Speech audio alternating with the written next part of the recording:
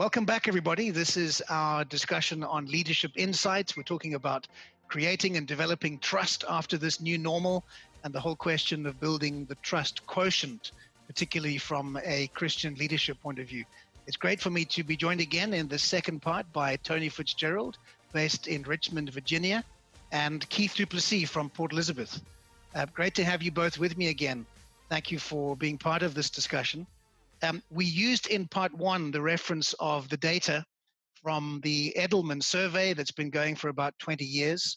And Tony, maybe just to start with you, what we saw from the survey is that whilst businesses are seen as competent and NGOs, and I suppose we could put possibly churches in there as well, are seen as ethical, in this survey, there was nobody that was seen as both ethical and competent. And I wonder whether you have any thoughts on, what do we as Christian leaders do to really try and develop this question of being both ethical and competent in our leadership?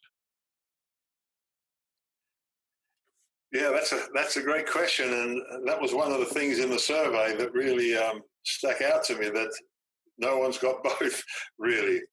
But I think in Christian circles and NGOs, if you want, and church life, it really is something that we really got to look at. I think for much of church life, it probably hasn't had a sense of competency because it's been very easygoing, relationally based. I think someone made a statement, I won't say who, but in a ministry many years ago, that there are three sort of legs that things have to stand on and build on: cause, community, and cooperation. And if we only ever have two, we're deemed to fail. And I think, the cause being the vision side of it, the community being the relational side of it, and the cooperation being the business and excellence side of it. And I think we sort of err onto one of those three, or maybe two. And if you end up with vision and yet no business side of competency to see it happen, and no relational side, or just one of those things, you can end up with something that's not the full picture. So, cooperation or the business side without relationship, just business and vision, but without relationship, will not do it. You've got to have all three. And I believe something in church life and kingdom life, that's what we've really got to develop. We've got to develop the sense of community that builds trust, relationship, and family. We've got to have a clear vision and heart and direction of why we're here and what we're doing, destiny in our lives, and then have the business side, the excellence of competence to see it happen, so we just don't live all the time just by getting by the seat of our pants, as we say. Keith, according to this research, they're saying the ethical drivers are 3 times more important to company trust than competence. Surely there's a big lesson for us there as Christian leaders? Yeah, and I think increasingly so, Andy, as the world is changing, and as we're seeing so much of what we've known as the normal changing right now as well. I think just the fact that people are looking for a measure of security and a measure of trustworthiness in a rapidly changing world is going to make these drivers even more important in terms of commending people or commending leaders to people as well. And it shouldn't come as a surprise, because I think, in the previous session, we talked just around character and how big of a role character plays. And I think that certainly in terms of what I've observed, it's people gravitating much more to these areas of integrity and dependability. And it's not at odds with what the Bible says either. The Bible is very clear in terms of telling us that our lives are supposed to be transparent. They're supposed to be consistent, and they're supposed to be dependable. Our yes needs to be yes. And often we fail at those kind of levels simply because maybe in our drive towards excellence or towards perfection, we've been so focused on the outcome and the end that we've not always worried so much about how we get there and what gets trashed in the process. And often it's at the relational level that people get left behind or become disposable in achieving those ends. And I really think, it's significant for me that there's been a whole shift in thinking in terms of even how corporations are led, and some of the old models. Jack Welch died earlier this year, and pushed the whole dynamic of competencies and driving and getting an end done. And people got burnt in the process. People got left behind. People got destroyed in the process. And I think the whole thing is reversing. And this idea that we can trust you if you demonstrate that you're a man or a woman of integrity, that your yes is yes and your no is no, that you're dependable. And I think that's something that's being recovered and has to be recovered very quickly in order to rebuild trust in a rapidly changing world. Ethics is a big deal, I think, these days, and people are punishing or rewarding what they see to be ethical or non-ethical behavior. Is that not part of our mandate? Jump in on Sorry, that go as well, ahead. Keith, because I think one of the things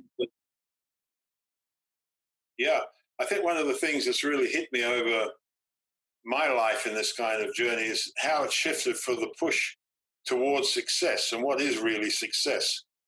And I think much of Christianity and church life is now pushing almost the world's defining for us what success really is. Yeah. I remember being interviewed in Texas just a few years ago. A gentleman was interviewing me, and he asked me a question. And he just said, you lead international ministry, this or that, and different things he put into it. And then he just said, what would be the number one thing you would put down to your success? And it took me back. I thought about it just for a moment, and my answer, it went a little bit out viral on some things for a little bit. But it took me back, because I'd never been asked that question. And I looked at him and said, but sir, I really don't see myself successful, just obedient. And I think there's something that's got to get back into Christian leadership, where I think it was John Evans Sr., a faith teacher in the USA on finances and economics, said some years ago, we've embraced the terminology of the kingdom and then gone to the world to find out what we're talking about, or the interpretation of those words. And I think we've got to get back to what is biblical success. Was Jeremiah successful when he prophesied for all those years and really hardly one person ever listened to one thing he said? Was his success in obedience or in just a result-driven culture? And I think some of these things we've got to revisit and measure, how we live, because I think a lot of Christian leadership, in the end, if you're driven by a worldly view of success, you will do things that are ethically questionable in the end to reach that goal. Where when that's not your goal, when you can say, get up in the morning and say, all I want to do today is fulfill God's will for my life and be obedient, then you will not cut the same corners, I believe. Tony, is that not part of our mandate as Christian leaders, though, that we walk in integrity and purpose and dependability? Incredible. It's got to be. And I think all of us, there's not one of us in leadership, including myself, that cannot look back over their whole life and say, I wish we walked in greater integrity in certain areas, whatever areas they might be, when we got on the journey. Some things you learn, and I think everyone's like that. But I think where we are today, I think people are realizing, and of course we always should realize as Christian leaders, that integrity is the absolute key. And I remember praying early years of my own ministry, and can't say I've always lived up to it, but prayed and said, God, please don't develop my gifting beyond my character. And I think there's somewhere we've got to see character determine our gifting, not the other way around. Yeah, if I can just jump in and say, Tony, what I once heard a preacher say as well, and something similar to what you prayed, made such a profound impact on me years ago. Something he said and warned and said, be careful, because your gift will take you into areas where your character will never allow you to go.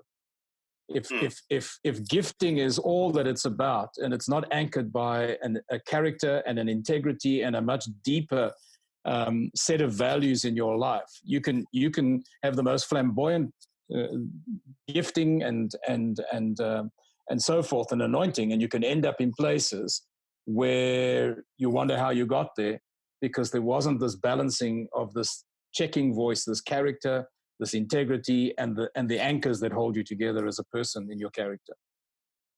So, Keith, what do we do when we come across instances as Christian leaders where we see a lack of honesty, a lack of purpose? How do we respond, particularly at a time like this where people are so fearful, people are so skeptical, and based on what we saw in the previous episode, the credibility of Christian leaders is so low? Yeah, I think it does come back again to to what degree you've got a relationship with the kind of people where you're seeing this, to what extent you can call it out, to what extent you can address it.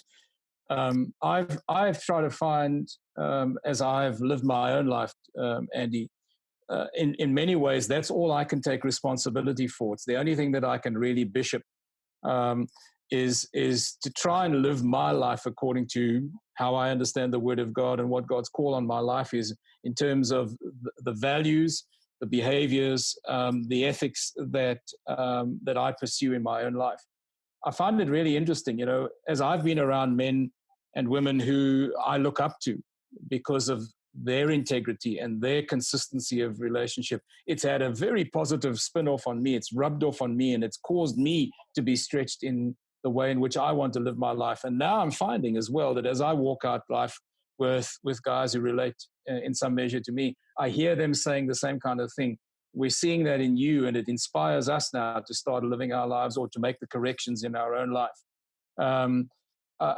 In many ways, it's proximity, it's relationship, and it's an ability to be able to speak that truth in a loving kind of way without destroying the person, and yet trying to correct the kind of language, behavior, and lifestyle sometimes that does need to come into an alignment.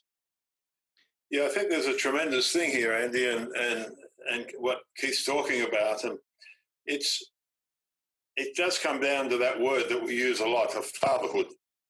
I think there's such a breakdown in fatherhood in the world, and in our Christian leadership, many times church life and ministry, why it's got to have a business side of it, is more led by CEOs than it is by fathers.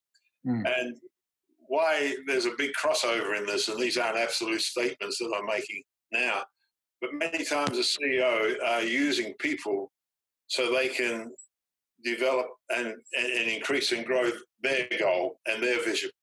Where fathers look into a person's life and say, how do I maximize working with you to bring you into your destiny and your life? And I think the church is going to go through a tremendous shift as the kingdom's advancing on earth more and more, of leadership not using people, but serving people, and servant leadership, which is also now obviously overflowing into the marketplace in tremendous ways. In fact, sometimes the marketplace is ahead of where the church is in these areas. But servant leadership is not just going to be a cliche, it's going to become a very basic base. Fathers serve, they work with their children, they raise people up, they will release people to have greater giftings and ministries than themselves. Like all of us as natural fathers, we want to see our children maximize their lives. And so a lot of times, I think in Christian circles, we've fallen into that trap of using people for our own advancement rather than giving our life as servants to advance people's lives. So let me ask you, go ahead, Keith. Andy. I also think that people are not silly. The people are not silly, and I think that they can start to suss out now where they can find that fatherhood that they can trust, and where it is that leadership is actually an abusive kind of thing. And people vote with their feet these days. They want to hang around fathers. They want to be around people who naturally exude this kind of ethical behavior, not because it's a put-on thing or a learned behavior, but because it's the natural product of an alignment, A, with Jesus, and secondly, with spiritual fathers themselves, where they're accountable. I mean, in many ways, Christian leaders these days are all banded together. And so people make their judgments based on what some guys are doing that get the headlines. And some of that makes me cringe. Some of that makes me want to just distance myself from it. And that's maybe a very judgmental statement. But all I can do is to live my life in an accountability to a spiritual father who helps to shape my life and hopefully then see that same kind of lifestyle being able to be duplicated in the sons that God's given to us to walk out life with. And then the people are influenced around that because they see the genuine versus that which is something they don't want to be around. And people are making those choices these days. So Keith, let me ask you, and then I'll ask Tony to close for us in the remaining 4 or 5 minutes that we've got. People are really in a tight spot, whether they love Jesus or not. There are many questions in the midst of this pandemic. People are questioning their faith. People are questioning even, where is God in this? Is this his judgment? How do I go forward? What encouragement can you give people, Keith, particularly in the trust area, as they look to this somewhat uncertain future? Yeah, I would say to them, Andy, first and foremost, God has not forgotten them. God is not immune to this. I love reading history, and I love going back to see how God has tracked with his people in similar circumstances. And it's ironic to me that what might be at the moment a hugely overwhelming global fear factor has been preceded in history. There have been epidemics of a global scale. There have been pandemics in the past, and quite contrary to what one might have expected, in those kind of circumstances where the true life of God has been demonstrated in the people of God engaging with society, doing practical things to live out and to exemplify the love of God, even those that weren't believers before have been ingrained in or integrated into the church, not because they were preached at, but because of the practical love that they saw. This is not a time for us to separate away from each other or to withdraw or to have questions about our faith or about the love of God or any of those kind of things. This is the time for the people of God to stand firm on everything that we believe to be true about our God, to understand that he's in control, and for us to live our lives in alignment with the things that he's called us to live out, primarily in that love relationship and our concern for the world. These things do pass. Seasons come and seasons go. They may look very different afterwards, but our God remains the same. He is the same yesterday and today forever, and he's got this. Tony, your thoughts? Yeah, I think it's very similar to Keith. I think we interpret a lot of our Christian life, particularly talking from our Christian life base, of a Western mindset of what Christianity is. We could go to almost 2/3 of the world today that were suffering well before the pandemic, living in incredible hardships and persecution and tribulation. The persecuted church around the world didn't all come because of the pandemic. It's there. And I always refer back to the wonderful thing that God chose to start this thing we call the kingdom, or the church came and through Jesus' life and his death and resurrection and the launch of the church there and the kingdom message being released on earth. It was released in an incredible difficult circumstances. And I believe Christianity always does best under persecution. We fear it. I remember being at a meeting one time with some young Chinese leaders, and one of the Chinese young leaders, just a young man, taking care of 100,000 people in China at that time or something, but only in his 20s, he made this statement. He said, the difference between you here in the West and us is you fear persecution and hard times, we embrace it. And I think there's a situation that the promise of the gospel is not the removal of difficult situations. The promise of God is grace and provision to walk through it. The Bible says, blessed are they who overcome. You cannot be an overcomer if there's nothing to overcome. And I think in times like this, it's our time and our wonderful opportunity as kingdom people to rise and with servant hearts and ministry hearts be the blessing to the world of what history has shown us is the role of Christianity in times like this.